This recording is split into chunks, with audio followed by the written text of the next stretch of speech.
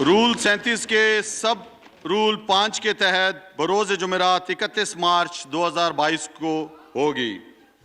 Ivan की कार्रवाई बरोज़ जुमेरात 31 मार्च 2022 दोपहर 4 बजे तक मुलतवी की जाती है।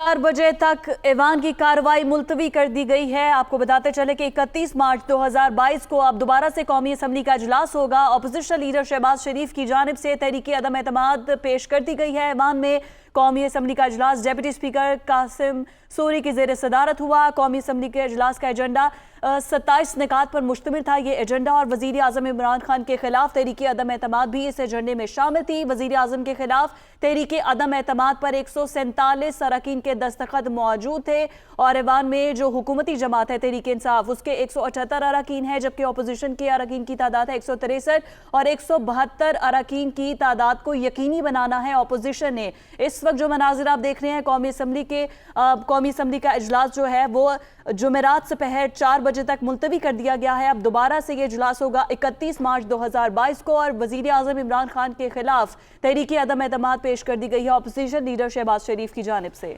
और अब जुमेरात को शाम दोपहर 4 बजे दोबारा इजलास होने जा रहा है। 31 मार्च तक मुलतवी हुआ है ये इजलास और बाकायदा तौर पर बहस का आगाज़ हो जाएगा। जो हुकूमती रहनुमा है, हुकूमती इत्तेहादी हैं, हुकूमती वज़रा हैं, वो पुरआज़म थे कि उनके नंबर पूरे हैं, लेकिन दूसरी जानिब अपोजिशन की बात की जाए तो अपोजिशन ये कहती दिखाई देती है कि उनके पास नंबर गेम पूरे से भी बल्कि कहीं ज़्यादा है और मुनहरिफ अरकान जो है उनकी तादाद भी खासी बड़ी है। ये अपोजिशन की जानिब से दावा किया गया। अलबत्ता जो सूरत हाल है वो लम्हा ब लम्हा बदलती जा रही है।